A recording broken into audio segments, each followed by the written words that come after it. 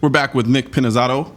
He's the president of National Deer Alliance. And before we went to break, we kind of mentioned I wanted to talk to you a little bit about just hunting in and of itself. For a lot of people, it's hard for them to understand the level of respect and reverence that a lot of hunters have for the actual animal, considering they're killing them. And they have a hard time kind of balancing those two notions together. So when talking to people who kind of bring up that aspect of it, how do you usually address it? Mm-hmm. Yeah, and it can be very challenging to articulate. You know, those of us who do hunt, we love it. We love the animals. But then when someone asks us, well, how can you shoot them then if you love them? Yeah.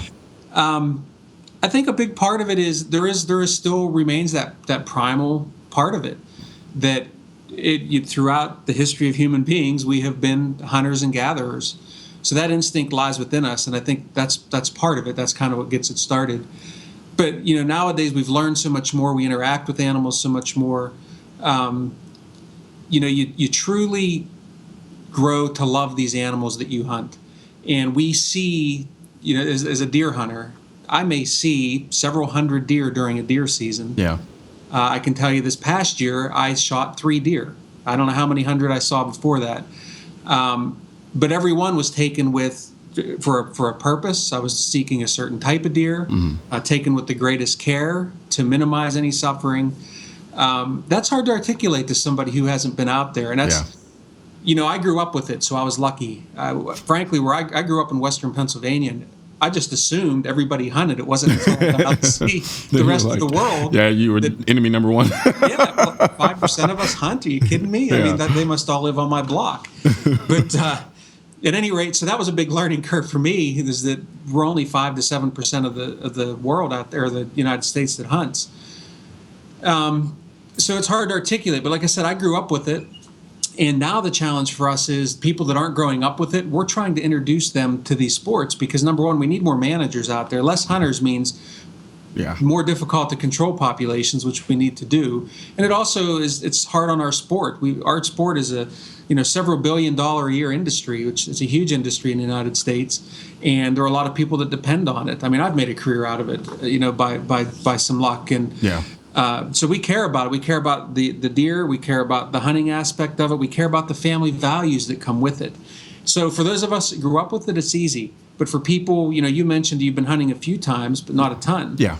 We need to encourage people like you to keep at it, because when you get out there and you have one of those feelings, sort of that aha moment, you'll never forget it. I mean, I can take you back to times in my childhood, to the actual moment of where I was standing when something happened that has stuck with me throughout my life and has also taught me a lot about my life and who I am.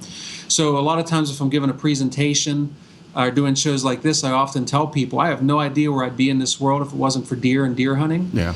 And I feel sad almost that a lot of people don't get that opportunity. So we're trying very hard to open these opportunities up to everybody across the country.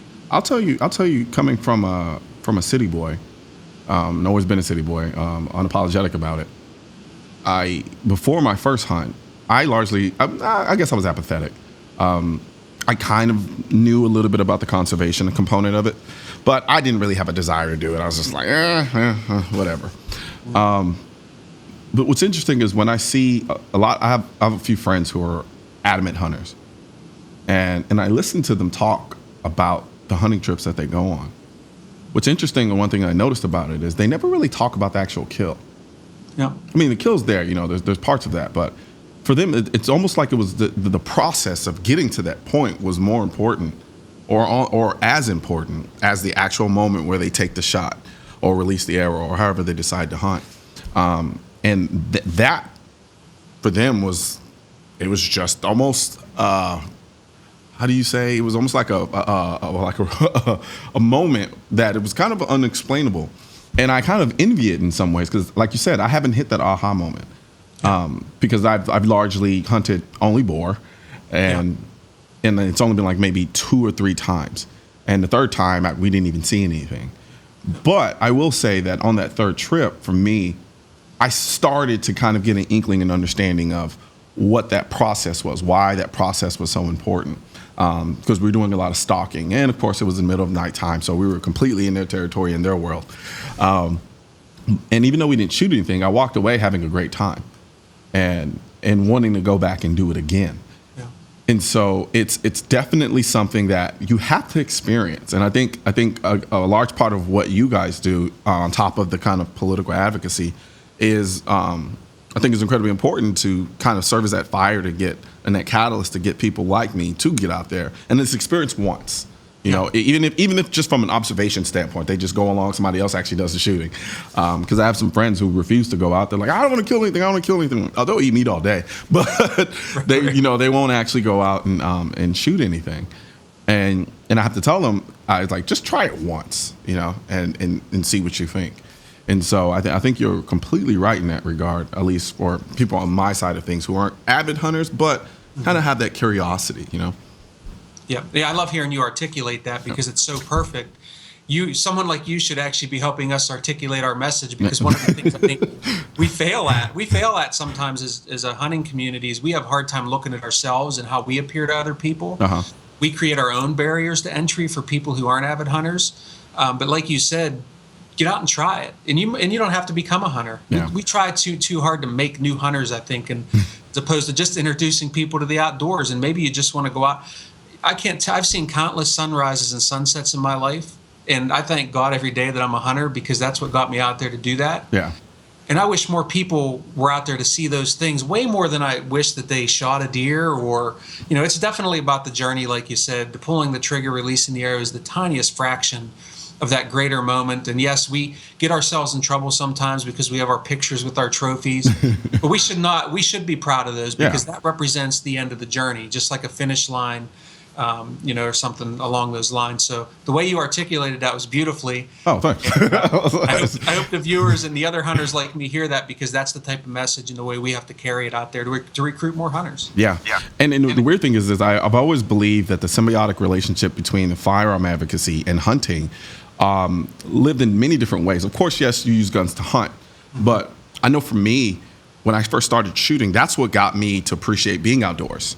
Because I went from shooting indoors and I kind of outgrew that, and I was like, I kind of want to go out and shoot at a range. Well, the vast majority of the ranges that were outdoor that gave me the freedom I needed to shoot were out in the middle of nowhere. Mm-hmm. And it was only then when I was out there doing something that I loved, shooting, that I could stop. When I would kind of take a rest and put the guns down and kind of sit back and look at where I was, that's when I started really gaining appreciation for being outdoors. I remember the first time I actually realized how many stars were in the sky was when I was hunting, because I was out somewhere where you could actually see it versus the concrete jungle where you see nothing but just black sky.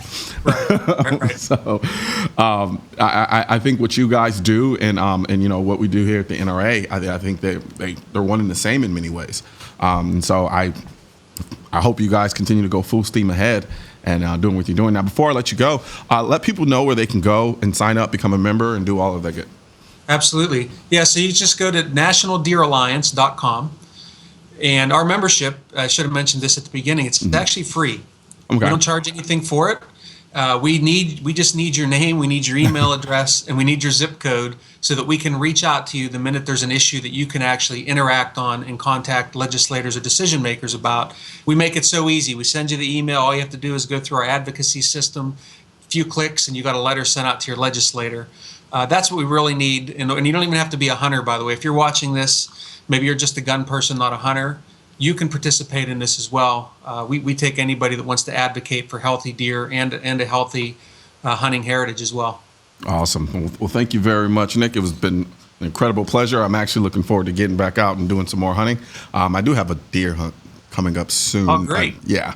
So, but then again, the person who says that we're going has let me down a couple of times. Well, if you want to go, I promise I'll never let you down. Fair enough. My contact information. I'd love to take you. So let's plan on that. Absolutely. Thank you very much, Nick, and you have a good one. Thanks. Right. And we'll be back.